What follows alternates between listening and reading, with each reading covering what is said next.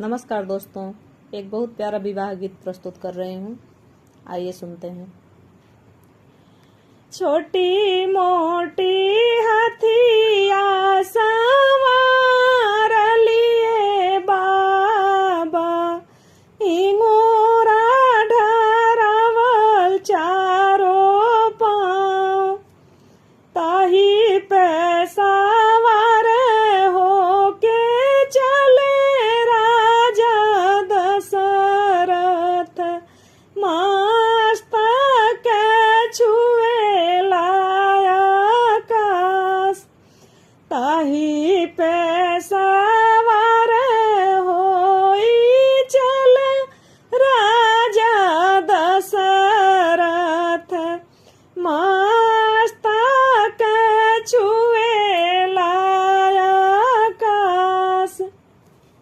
जाई के पहुँचल जनक दुअरवा, स्वागत में जनक राजा ठाड़, एक हाथे लेला राजा झाझर तमरुआ, एक हाथे सिंहासन पाट, एक हाथे लेला जनक जी झाझर तमरुआ, एक हाथ सिंहासन पाट। पनिया पियाई बैठवल जनक जी, पूछेल अवध कुशलत,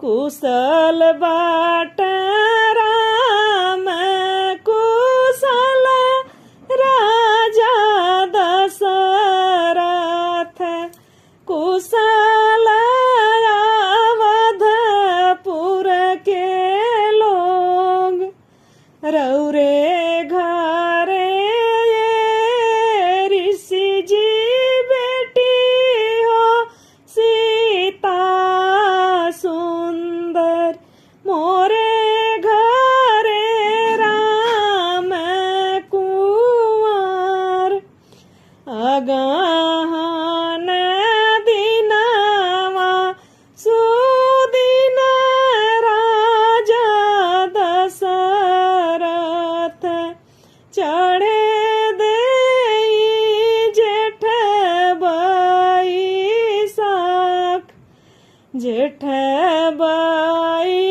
बैसाखवा के अंतिम लगनिया, राम व सीता के विवाह।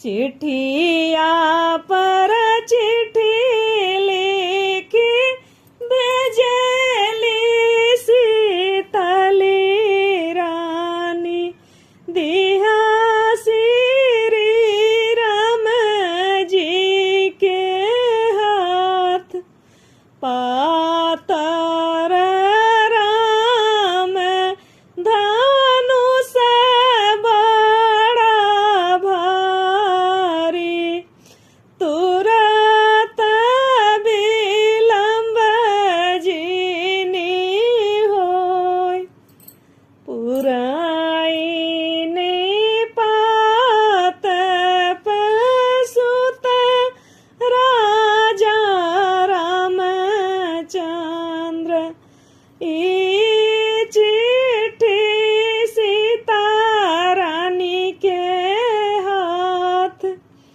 तुरब धनुष करब नव